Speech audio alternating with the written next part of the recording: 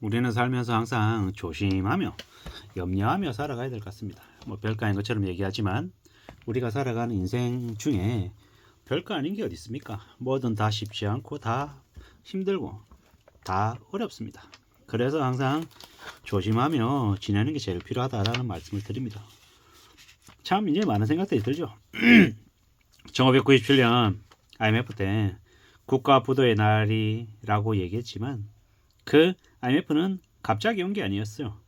순식간에 온 게 아니고 예고된 겁니다. 여러 가지 신호가 있었습니다. 1997년 11월 달에 IMF가 터졌지만 이미 1996년 하반기부터 뭐 우방이나 유원건설이라고 하는 대규모 기업들이 부도를 내고 쓰러졌죠.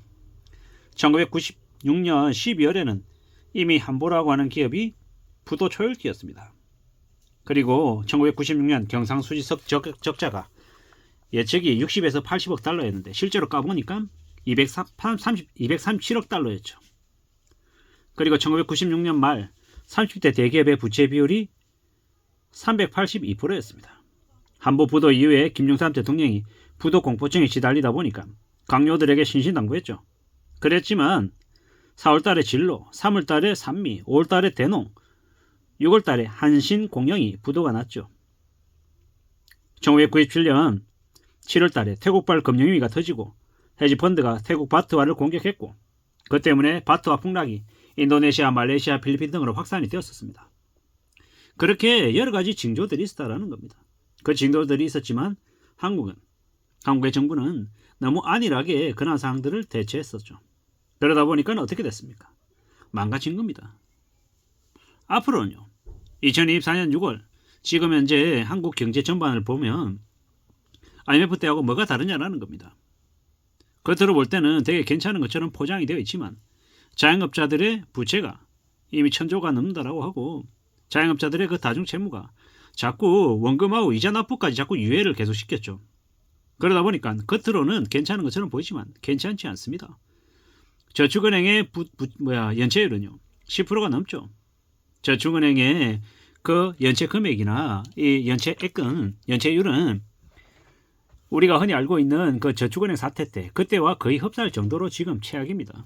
그런데 정부는 괜찮은 것처럼 얘기하죠.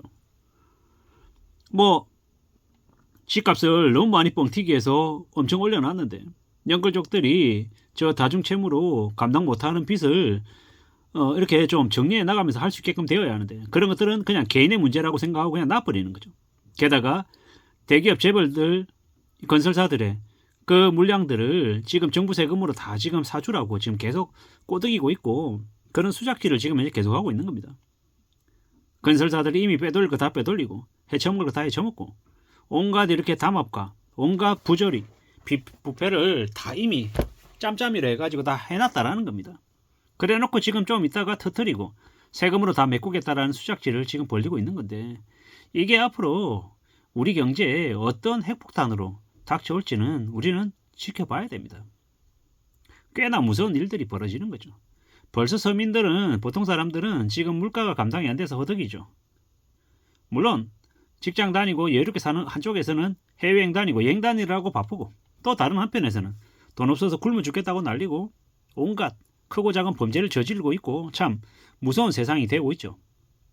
고담시티, 배트맨에 나오는 고담시티와 같은 그런 지역으로 변해가고 있는 것 같다는 겁니다. 이게 지금 현재 상황입니다. 앞으로요.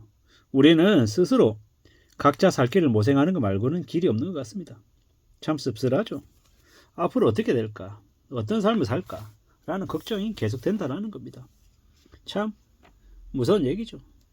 앞으로 어떤 일들을 맡게 될까? 어떤 상황들을 이제 보게 될까?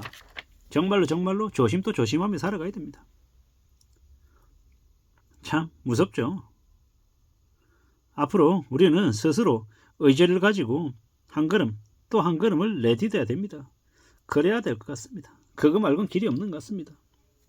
우리가 멀리 내다보고 암중모색을 해야 됩니다. 어둠 속에서 더듬어가며 자에게 길을 찾아야 된다는 겁니다.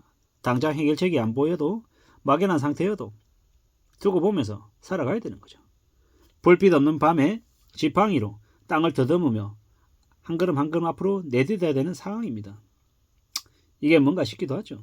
하지만 좀 두고 봐야 됩니다. 그래야 되는 거죠. 이게 뭔가 싶은 거죠. 누가 뭐라고 해도 좀 더 만들어 가야죠. 차근차근 움직여야 됩니다. 우리가 살아가는 삶이 어떨지 좀 두고 봐야죠. 누가 뭐라고 해도 우리는 현실을, 실물을 좀 잘 파악해야 됩니다. 실제로 어떻게 흘러가는지를 좀 잘 봐야 되겠습니다. 그래야 삶이 만들어지는 것 같다라는 겁니다. 이래저래 누가 뭐라 해도 좀 잘 다듬어가며 움직여야 된다라고 생각합니다. 참 많은 생각들을 하죠. 누가 뭐라고 해도 이 힘들고 어려운 상황들을 좀 잘 헤쳐나가야 됩니다. 그래야 되지 않겠냐라는 겁니다. 누가 그런 얘기를 하더라고요. 사람은 하나에 집중하면 다른 게 안 보인다고. 그래서 너무 한 곳에 집중하는 건 또 무리일 수도 있겠다라는 거. 중심을 잡을 필요가 있다라는 거. 그리고 눈에 보이는 것과 진실이 다를 수도 있다라는 겁니다. 뭐 이래저래 내가 만든 굴레 안에 갇히지 않게끔 조심해야 된다라는 겁니다. 우리가 살아가면서 항상 수수께끼 같은 일들을 많이 겪게 된다라는 거죠. 그래서 이제 그러한 이제 일들을 어떻게 바라볼지도 잘 좀 봐야 될 것 같습니다.